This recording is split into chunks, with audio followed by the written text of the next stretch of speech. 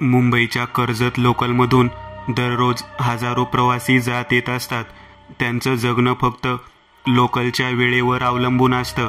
पण कर्जत फास्टच्या काही ठराविक फेऱ्यांमध्ये घडणाऱ्या भयानक घटनांची कुणालाच कल्पना नसते. ही कथा आहे अशाच एका प्रवासाची.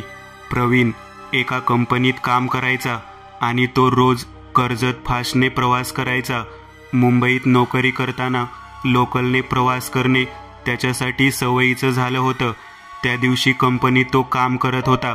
कंपनीचे बिझी शेड्यूल असल्यामुळे त्याचा दिवस पूर्ण कामातच गेला होता.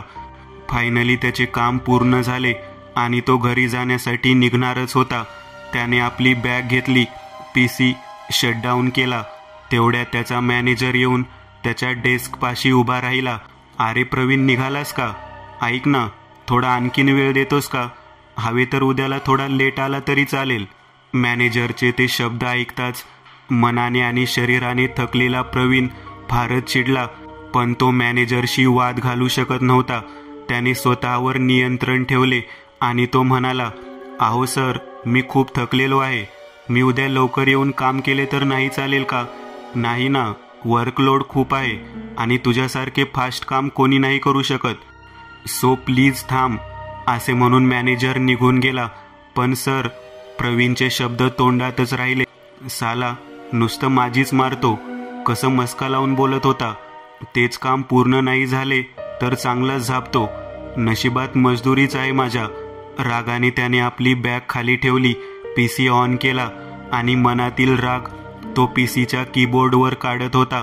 त्याने पुन्हा कामाला सुरुवात केली. हळूहळू आता ऑफिस खाली होऊ लागले होते. पण कामात असलेला प्रवीण अजूनही कटकट करत कीबोर्डची बटन दाबत होता.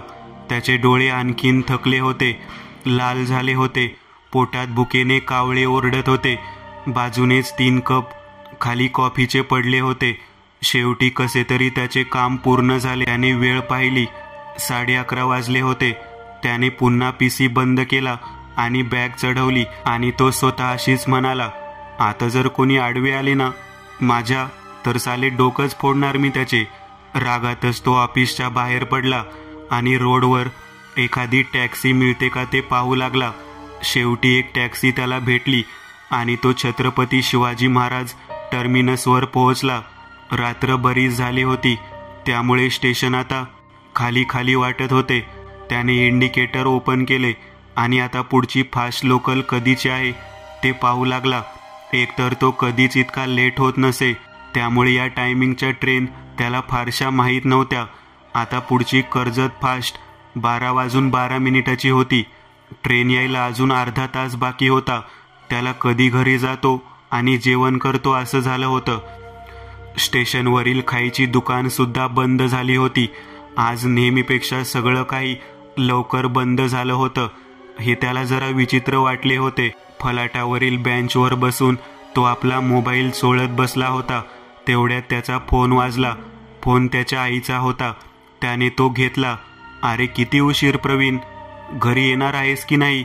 आईच्या या प्रश्नामुळे रागात असलेला प्रवीण आणखीन चिडला. नाही येणार मी, तू खाऊन घे आणि चुपचाप झोपून राहा. माझी काळजी करायची काही गरज नाही आणि माझी वाट पण पाहू नको. त्याने रागात फोन ठेवून दिला. आपण रागाच्या भरात आईला काय बोललो ते त्याला समजले नाही. तो त्याच्याच विचारात होता की दुरून त्याला गाडी हॉर्न मारत येताना दिसत होती. बहुतेक हीच कर्जत फास्ट लागणार म्हणून तो उभा राहिला आणि झालेही तसेच. तीच गाडी कर्जत फास्ट लागली आणि काहीच वेळात त्या गाडीची अनाउन्समेंट झाली. ह्या वेळेला त्याला जागेसाठी धावपळ करावी लागणार नव्हती, कारण आता गर्दी नाहीच्या बरोबर होती. बोटावर मोजावी इतकेच लोक ट्रेनमध्ये बसताना दिसत होते. तो आपल्या फर्स्ट क्लास डब्याच्या जवळ आला आणि त्याने विंडो सीट पकडून आपली जागा घेतली. ट्रेनमध्ये इतकी शांतता होती की वरील फॅनचा आवाज त्याला स्पष्ट येत होता. गाडीत काहीच माणसे चढली होती आणि प्रत्येकजण आपल्या आपल्या मोबाईलमध्ये डोकं खुपसून बसले होते. कोणाला कोणाशी काहीच घेणे देणे नव्हते. प्रवीण आपली नजर त्या सगळ्यांवर फिरवत होता. त्याने आपले दोन्ही पाय समोरच्या बेंचवर ठेवले आणि तो अंग ताणून बसला. अंगातील थकवा इतका होता की त्याचे डोळे त्याला भारी वाटत होते. पुन्हा एकदा गाडीचा हॉर्न वाजला आणि गाडी स्टेशनवरून कर्जतसाठी निघाली. प्रवीण त्याच्या विंडो खिडकीतून बाहेरचे दृश्य निहाळत होता. एकामागे एक खांब त्याच्या डोळ्यासमोरून जात तर कधी झटकन एखादी लोकल निघून जाई. काहीच वेळात भायखळ आले. इथेही चढणारे प्रवासी काहीच होते. पुन्हा एकदा गाडी निघाली. ट्रेनच्या आवाजामुळे आणि थंड हवेमुळे प्रवीणचे डोळे लागले. त्यामुळे ट्रेनमध्ये होणाऱ्या नव्या दृश्याची त्याला जाणीव नव्हती. कोण उतरत आहे, कोण जात आहे हे त्याच्या नजरेआडच होते. किती वेळ झाला असेल माहीत नाही. त्याला थंडी लागत होती. अंगावर काटे येत होते. त्यामुळेच त्याची झोप मोडली. जेव्हा त्याने डोळे उघडले तेव्हा गाडी मध्येच कुठल्या तरी स्टेशनच्या दूर उभी होती. बहुतेक सिग्नल लागले असावे. त्याने त्याच्या डब्यात नजर फिरवली. डब्यात आता समोरच्या बाजूला कोणीच नव्हतं. बहुतेक सगळे प्रवासी उतरले असावे असं त्याला वाटले. त्याने आपली मान मागच्या बाजूने फिरवली तर मागच्या बेंचवर एक म्हातारी बसली होती. अंगात हिरवं लुगडं होतं, तेही मळलेलं, फाटलेलं. आणि आणखी एक विचित्र गोष्ट त्याला दिसली की त्या म्हातारीच्या हातावर, पायावर जखमा दिसत होत्या, ज्यातून रक्त वाहत होतं. ती एकसारखी खिडकीतून बाहेर बघत होती. बाजूला एक तशीच फाटलेली पिशवी होती, ज्यातून काही कपडे बाहेर डोकावत होते. अर्थातच ती म्हातारी गावाकडील दिसत होती. तिला पाहताच प्रवीणचे तोंड कसे तरी झाले. कोण कुठली म्हातारी? हिला जायचे तरी कुठे आहे? गावाकडीलच दिसत आहे, पण फर्स्ट क्लासमध्ये कशी चढली? दुसऱ्या डब्यात जायचे ना. अंगावर किती जखमा आहेत हिच्या, रक्त वाहत आहे. हिला कसे जाणवत नाही आहे? तो प्रकार प्रवीणला किळसवाना वाटला. तो त्याच्या जागेवरून उठला आणि 2 सीट समोर जाऊन तिच्याकडे तोंड करून बसला. त्याला वाटले त्याच्या ह्या कृतीने ती म्हातारी त्याच्याकडे पाहणार, पण ती म्हातारी तशीच बसून होती, जणू तिला ह्या जगाशी काहीच घेणे देणे नाही. पण प्रवीण मात्र ती म्हातारी दिसल्यापासून जरा अनकम्फर्टेबल झाला होता. पुन्हा ट्रेन सुरू झाली आणि वेगात पुढच्या दिशेने निघाली. गाडी कळवा स्टेशन पास करत होती. प्रवीणने स्टेशनवरील फलकावर नाव वाचले. रात्रीचे 12:30 वाजून गेले होते. प्रवीणने सुद्धा आता त्या म्हातारीकडे दुर्लक्ष केले. पारसिक बोगदा जसा लागला तसे त्यांच्या डब्यातील लाईट चमचम करत बंद चालू होत होती. या अचानक होणाऱ्या प्रकाराने प्रवीण काही वेळ दचकला आणि तो इकडे तिकडे पाहू लागला. तेव्हा त्याला वाटले की त्या म्हातारीने आपला चेहरा हळूच त्याच्याकडे वळविला आहे आणि ती रोखून त्याच्याकडेच पाहत आहे. ते मोठे हिरवे डोळे बघून एका वेळेला त्याचा जीवच उडाला. बोगदा जाताच डब्यातील लाईट पुन्हा सुरळीत झाली. प्रवीणचे लक्ष पुन्हा त्या म्हातारीकडे गेले. तेव्हा ती म्हातारी तशीच तिच्या सीटवर बसून होती. अंगात कसलीही हालचाल नव्हती. बापरे, एक वेळ तर वाटले ही म्हातारी माझ्याकडेच पाहत आहे. आपल्याला कसला तरी भयानक भास झाला होता असे प्रवीणला वाटले. तो आता बसून बसून कंटाळला होता. कर्जत अजून बरेच लांब होते, म्हणून तो त्याच्या जागेवरून उठला, दरवाजात आला आणि उभा राहून बाहेर पाहू लागला. तेवढ्यात त्याला मागून आवाज आला, "अरे पोरा, नगर राहूस तिथं उभं, कशापायी जीव धोक्यात घालतो?" ती म्हातारी त्याला म्हणाली. आता पहिल्यांदाच प्रवीण तिचा चेहरा पाहत होता. कपाळावर मोठी टिकली लावल्यासारखं कुंकू होतं आणि चेहऱ्यावर सुद्धा तशाच जखमा होत्या. आपल्याला या म्हातारीने सांगावं आता काय करायचं आणि काय नाही. या आविर्भावात त्याने तिच्याकडे पाहिलं आणि न ऐकल्यासारखं पुन्हा तो तिथेच उभा राहिला. गाडी डोंबिवली स्टेशनवर येऊन थांबली. पुन्हा काही डब्यामधून प्रवासी उतरले. तेवढ्यात पुन्हा प्रवीणचा फोन वाजला. त्याने पाहिले तर परत फोन आईचाच होता. आता राग त्याच्या डोक्यातच गेला होता. त्याने वळून मागे पाहिले तर म्हातारी आता त्याच्याकडेच पाहत होती. म्हणून तो गाडीतून उतरून थोडा दूर गेला, जेणेकरून तो काय बोलेल ते तिला ऐकू जाऊ नये म्हणून. त्याने फोन उचलला आणि तो दबक्या आवाजात रागात म्हणाला, "आई, मी तुला सांगितलं ना की जेवण करून झोप म्हणून. परत परत फोन कशाला करत आहेस? कशाला माझं डोकं खात आहेस?" गाडीच्या निघण्याचा हॉर्न वाजला आणि गाडी चालू झाली. त्याने फोन कानाला लावला आणि तो गाडीत चढण्याचा प्रयत्न करू लागला. आधीच तो थकला होता भुकेने अंग थरथरत होतं. त्यामुळे गाडीमधल्या पोलवरून त्याचा हात निसटला आणि तो चालत्या गाडीतून खाली पडणारच होता की त्याचा हात कोणीतरी पकडला आणि त्याला गाडीत खेचलं. प्रवीण इतका घाबरला होता की 2 मिनिट तर तो जागेवरून उठलाच नाही. त्याचा मोबाईल सुद्धा कुठेतरी पडला होता. त्याने स्वतःला सावरलं आणि तो इकडे तिकडे पाहू लागला. तेव्हा त्याचा मोबाईल त्या म्हातारीच्या हातात होता. तिने तो त्याला दिला. त्या म्हाताऱ्या आजीमुळे तो वाचला होता, नाहीतर त्याच्यासोबत काय घडलं असतं याचा विचार करूनच त्याच्या अंगावर काटा येत होता. त्याने शरमेने आपला मोबाईल घेतला आणि तो जवळच्याच सीटवर बसला. मोबाईल खाली पडल्याने बंद पडला होता. थोडा टिचकला सुद्धा होता. थोडा अंगात जीव आल्यावर त्याला विचार करायला वेळ मिळाला. त्याने पुन्हा त्या म्हातारीकडे नजर टाकली. ती तशीच बसून होती. आता त्यालाच स्वतःचं वाईट वाटत होतं की आपण इतक्या तुच्छ समजणाऱ्या त्या आजीनेच आपली मदत केली. तो त्याच्या जागेवरून उठला आणि तिच्याकडे गेला आणि तिच्या समोरच्या सीटवर बसला. त्याला तिच्याशी काय बोलावं ते कळत नव्हतं. एवढा वेळ किळसवाणी वाटणारी ती म्हातारी आता त्याला तिच्याबद्दल इतका त्याला आदर का वाटत होता? त्या घडलेल्या प्रसंगामुळे बहुतेक शेवटी तो बोललाच, आजी, खूप खूप आभार. माझा जीवच वाचवला तुम्ही. त्या आजीने त्याच्याकडे फक्त पाहिलं आणि म्हणाली, पोरा, एक सांगू का?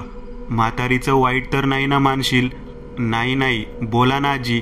जन्म देणाऱ्या माईला इतकं पाडून बोलू नये रे. कदर कर तिची. यावर फक्त प्रवीणने शरमेने मान खाली घातली. आपण आपल्या आईला काय आणि किती कठोर शब्दात बोललो हे आता त्याला जाणवत होतं. चुकलं आजी माझं. खरं तर आजचा हा दिवसच माझ्यासाठी खूप वाईट होता. कामाचा दगदगा, त्यामुळे होणारा उशीर, चिडचिड, यामुळे माझा राग अनावर झाला होता. आपण त्या आजीला इतके सगळे कसे सांगत आहोत याचे जरा नवलच वाटले.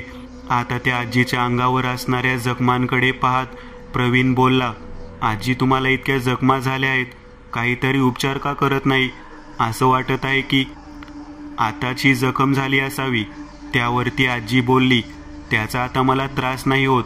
प्रवीणला जरा नवल वाटले. साधं अंगाला कुठे खरचटलं तर होणारी आग किती असते हे त्याला माहीत होतं. मग ह्या म्हाताऱ्या आजीला काहीच त्रास नाही होत. जरा नवलच आहे. बरं आजी, तुम्ही इथल्या वाटत नाही? होय, मी कोल्हापूरच्या गावातली. मग तुम्ही कोल्हापूर जात आहात का? होय. अहो पण आजी, ही लोकल गाडी आहे, ही कोल्हापूर जात नाही. त्यासाठी दुसऱ्या ट्रेन असतात. तुम्ही चुकीच्या ट्रेनमध्ये बसले आहात. होय का?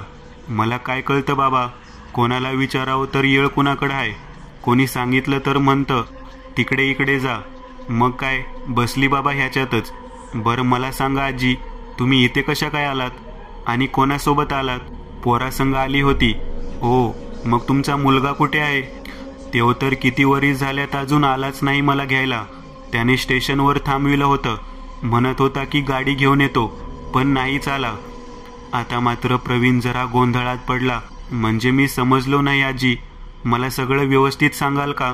अरे बाबा, आम्ही शेतकरी माणसं, शेती करून पोट भरणारे. माझा आणि मी शेतात राब राबायचो. आमचं पोरगं शिकलं सवरलं, बायका मुलाचं, मुंबईत चांगल्या नोकरीवर. पण एक दिस माझा धनी उन्हातानात काम करून बिमार पडला. पोरासनी बरीच फोन लावलीत की चांगल्या डॉक्टरासनी दाखवावं लागेल, पण पोर काय फोन उचलत नव्हतं. उचलला तर कामात आहे म्हणून फोन ठेवून देई. मग गेला रे बाबा माझा धनी. असं बोलता बोलता त्या आजीचे डोळे पाणावले. प्रवीणला सुद्धा आता त्या आजीचे वाईट वाटत होते. तिने आपल्या लुगड्याच्या बाहीने डोळे पुसले आणि ती पुढे सांगू लागली, मी पोरासनी फोन लावला की तुझा बाग गेला म्हणून. तेव्हा फक्त पोरगं आलं. सुनेबद्दल विचारलं तर म्हणे ती बी लई बिमार आहे. 13वं झालं तेव्हा पोरगं म्हणत होतं की एकटी तू काय काय करणार, त्यापेक्षा चल माझ्यासोबत मुंबईला. पोरानं गावातली जमीन घर विकलं आणि मला मुंबईला घेऊन आला. त्यानं मला स्टेशनवर बसवून ठेवलं आणि तो गाडी आणण्यासाठी निघून गेला. पण सकाळची दुपार झाली, मग संध्याकाळ. तो मात्र आला नाही. माझा जीव घाबरला. पोरासोबत काही वाईट तर झालं नाही ना? त्याला इकडे तिकडे पाहत फिरली. लोकांना विचारत होती, पण ते मला पत्ता विचारत होते. आता त्यासनी मी कसं सांगू की मला त्याचा पत्ता बित्ता नाही माहीत म्हणून? मी समजून गेले की पोरासनी मला टाकलं म्हणून. पुन्हा ती आजी रडू लागली. मी गावाला परत चालले होते, पण ना कोणती गाडी समजत होती ना रस्ता. 1-2 वेळ स्टेशनवरल्या माणसांनी तिकीट नाही म्हणून बाहेर काढलं. स्टेशन बाहेर रात्र काढली. कोण्या भल्या माणसाने सकाळी 2 वडापाव आणून दिले. मग मी कसंबसं चोरून परत स्टेशनकडे आले. गाडी निघालीच होती. तेवढ्यात मला स्टेशनवर पुन्हा ती बाहेर काढणारी माणसे दिसली. मला वाटलं की ते मला पुन्हा बाहेर हाकलतील, म्हणून कसंबसं गाडी चढण्याचा प्रयत्न केला. आणि एवढं बोलून ती आजी थांबली. आणि पुढे काय आजी? प्रवीण तिला विचारण्याचा प्रयत्न करत होता. तेव्हा त्याच्या लक्षात आले की कर्जत स्टेशन आले. जा बाळा घरी जा, येळ लई झालाय. आणि आजी तू कुठे जाणार आहेस? त्यावरती आजी फक्त हसली आणि म्हणाली, मेलेली माणसं कुठेही जात नसतात बाळा, ते फक्त भटकत राहतात. त्यावर प्रवीणला जरा धक्का बसला. आजी हे काय बोलत आहात तुम्ही? तू म्हणाला होतास ना की पुढे काय म्हणून. तर माझा पाय घसरला होता आणि मी ट्रेन खाली आले. त्यातच माझा प्राण गेला बाबा एकदाचा. प्रवीण फक्त स्तब्ध होऊन ते सगळे ऐकत होता.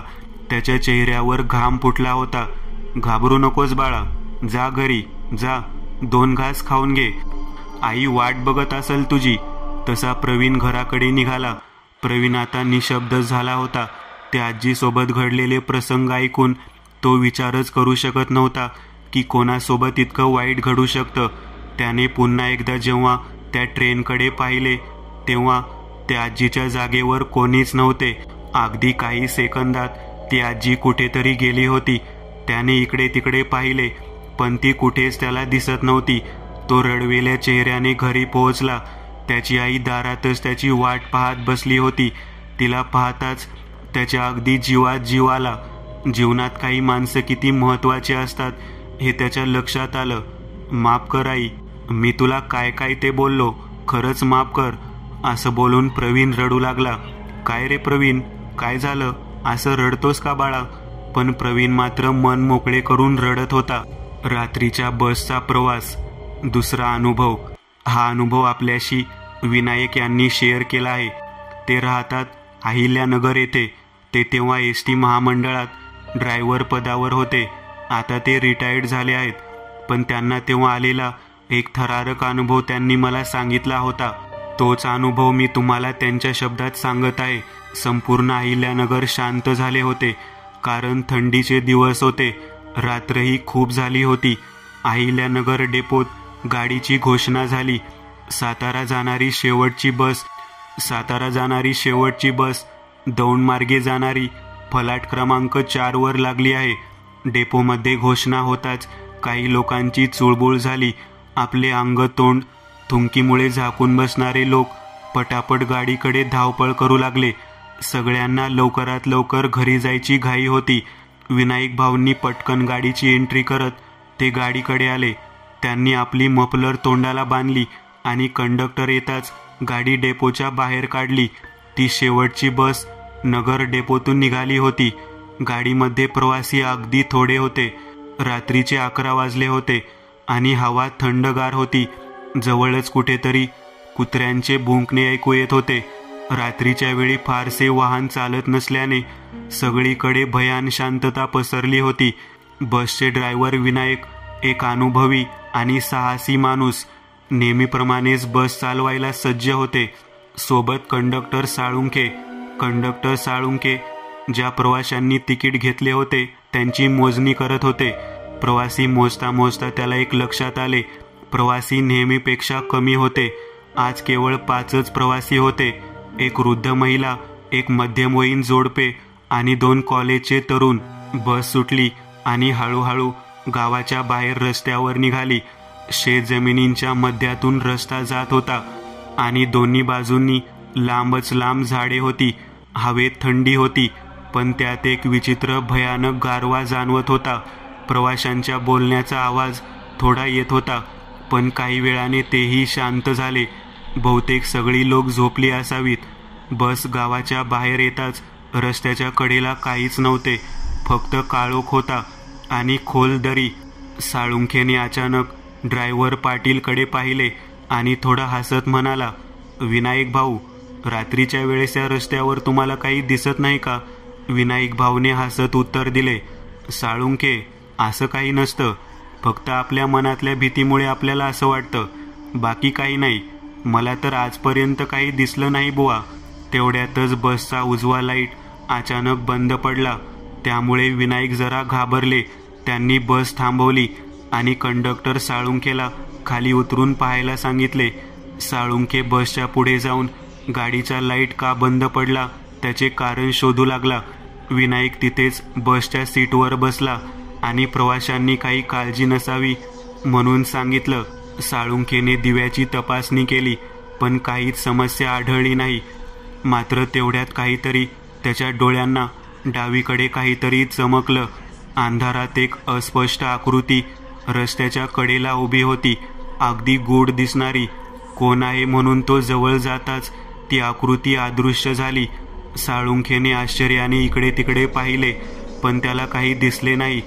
त्याला जरा अस्वस्थ वाटू लागले, परंतु तो स्वतःला सावरत बसमध्ये परतला आणि पाटीलला सगळं ठीक असल्याचं सांगितलं. पण त्याने त्याला खाली काय दिसले ते मात्र नाही सांगितले. गाडीचा तो लाईट पुन्हा व्यवस्थित झाला. बस पुन्हा रस्त्यावर चालू लागली. साळुंखे झाल्या प्रकाराने फारच घाबरला होता. तो खरंच कोण होता आणि मी गेल्यावर अचानक कुठेतरी कसे काय गायब झाले? तेवढ्यात त्याला मागून आवाज आला, कंडक्टर, अहो माझी तिकीट राहिली आहे. एका स्त्रीचा आवाज साळुंखे यांना आला. मागच्या सीटवर कोणीतरी नव्याने बसल्याचं दिसत होतं, पण गाडी तर फक्त काही मिनिटांसाठी थांबली होती.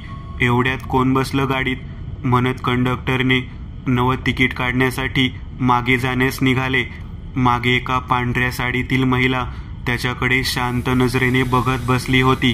तिचे केस पांढरे, चेहऱ्यावर गूढ भाव आणि तिच्या अचानक हसण्याने साळुंखे जरा घाबरला. पण स्वतःला सावरत त्याने त्या महिलेचे तिकीट काढायला विचारले. बोला, कुठले देऊ तिकीट? सातारा, असे म्हणत ती शांतपणे त्याच्याकडे पाहत राहिली. त्याने तिचे पटकन तिकीट काढले आणि तो जरा घाबरतच पुन्हा विनायक ड्रायव्हरच्या बाजूने येऊन बसला. साळुंखेच्या चेहऱ्यावरील भाव पाहत विनायकने गाडी हळू केली आणि साळुंखेला हळू आवाजात विचारले, काय रे, काय झालं? आणि बाई कधी चढली? साळुंखे हळू आवाजात म्हणाला, माहीत नाही, पण ही बाई काहीतरी वेगळीच आहे. भीती वाटत आहे मला. ती बाई त्यांच्या बरीच दूर होती, पण त्या दोघांचे बोलणे तिला स्पष्ट ऐकू येत होते. ती बाई फक्त हसत त्यांच्याकडे वाकून बघत राहिली. गाडी आता दौंडच्या जवळ आली. तिथे काही प्रवासी उतरले आणि पुन्हा गाडी समोरच्या दिशेने निघाली. विनायक रस्ता खाली असल्याने गाडी जोरात पळवत होता. मधून मधून तो समोरच्या आरशात पाहत होता. तेव्हा त्याला एका वेळी ती पांढरी साडी घातलेली बाई बसलेली दिसली, जिची नजर आता विनायकवर खिळून होती. तिच्या डोळ्यांच्या पापण्याही हालत नव्हत्या. त्यामुळे विनायकला ड्रायव्हिंग करताना काहीतरी सतत खटकत होतं. त्याने बाजूला बसलेल्या साळुंखेला आवाज दिला, अरे साळुंखे, ऐक ना. साळुंखेने त्याच्याकडे पाहिले. हां बोला विनायक भाऊ, काय झाले? ती मगाशी जी बाई चढली ती हीच बाई आहे का? हां, कोणती बाई? अरे तीच, जी माझ्या मागच्या सीटवर बसली आहे. साळुंखेने तिकडे वळून पाहिले, पण त्या मागच्या सीटवर कोणीच नव्हतं. अहो पण तुमच्या मागे कोणीच नाही बसून, बघा. जेव्हा विनायकने तिकडे पाहिले तेव्हा खरंच सीट रिकामी होती आणि आरशात सुद्धा कोणीच दिसत नव्हतं. आता विनायक भीतीने गारठून उठला आणि तो काहीच न बोलता स्टिअरिंग फिरवत होता. पण मागे बसलेली ती बाई मात्र डोळे सताड उघडून तिचे दात विचकत होती.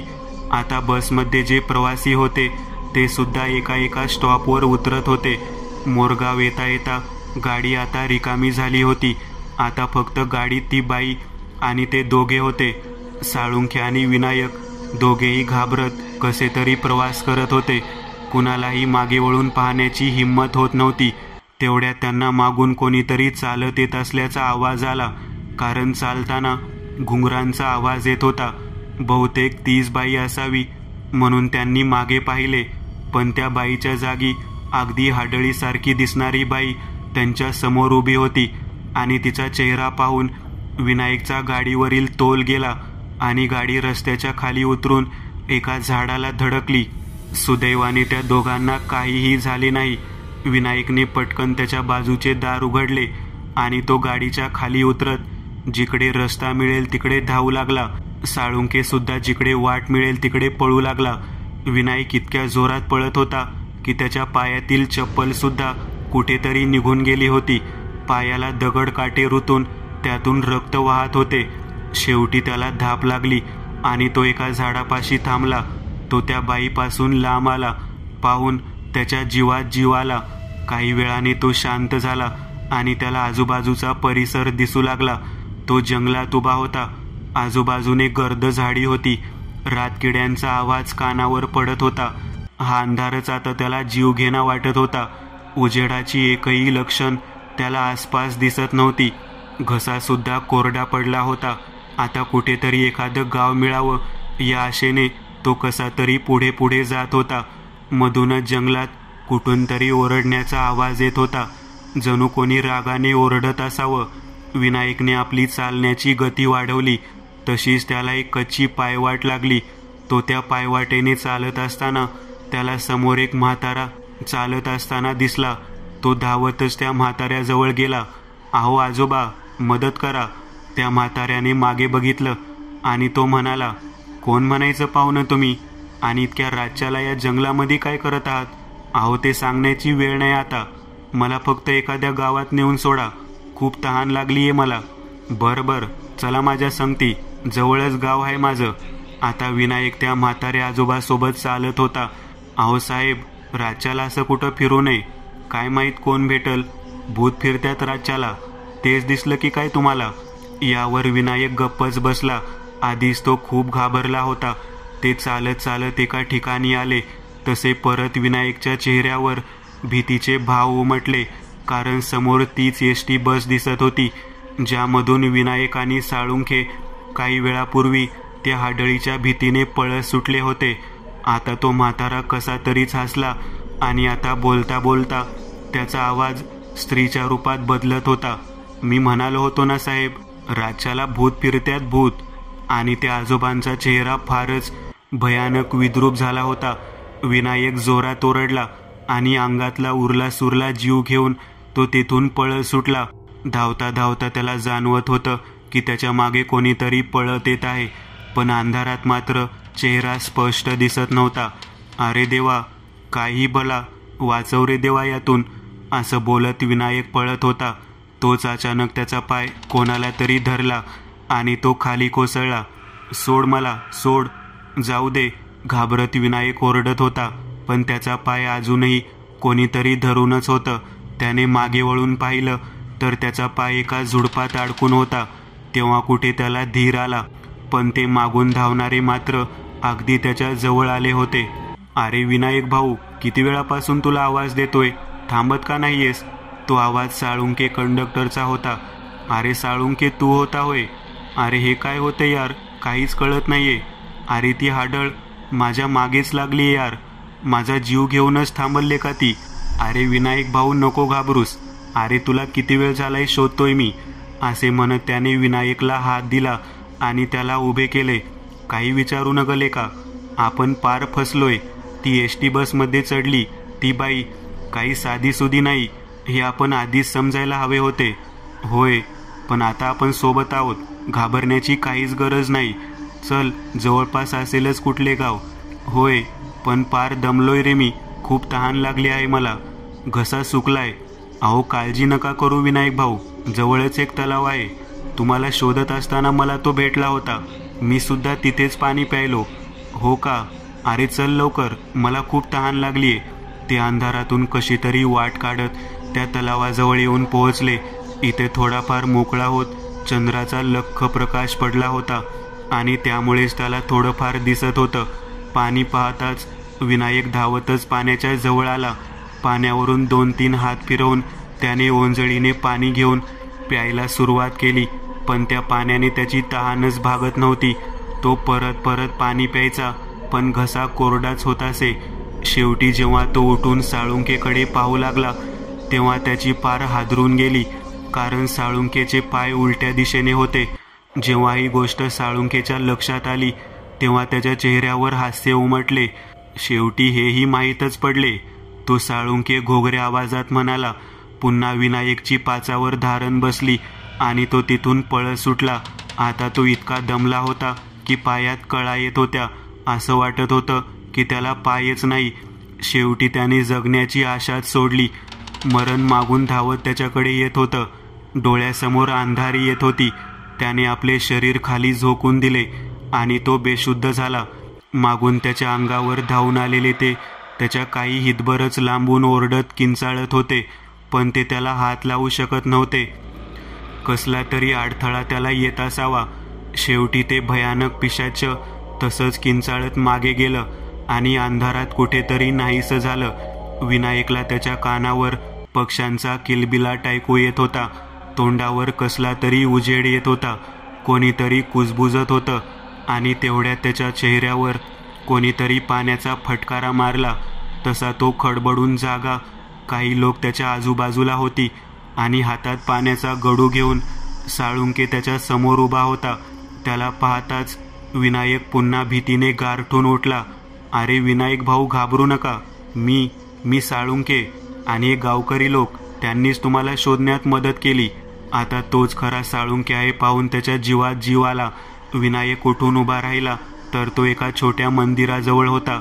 म्हणूनच बहुतेक त्याचा जीव वाचला असावा. विनायकने काल रात्री जे घडलं ते साळुंकेला सांगितलं. तेव्हा तो सुद्धा सांगू लागला की मला सुद्धा रस्त्यात माझ्याच ओळखीची माणसे भेटली होती, पण मला माहीत होतं की हा एक मायाजाल आहे आणि मी त्याला बळी न पडता तिथून पळ काढला आणि सुदैवाने गावात येऊन पोहोचलो आणि सकाळ होताच तुम्हाला शोधायला निघालो. ते परत त्यांच्या एसटी बसजवळ आले. गाडी अजूनही त्याच स्थितीत होती. विनायकने गाडी चालू केली, रिव्हर्स घेतली आणि ते पुढच्या रस्त्याला निघाले.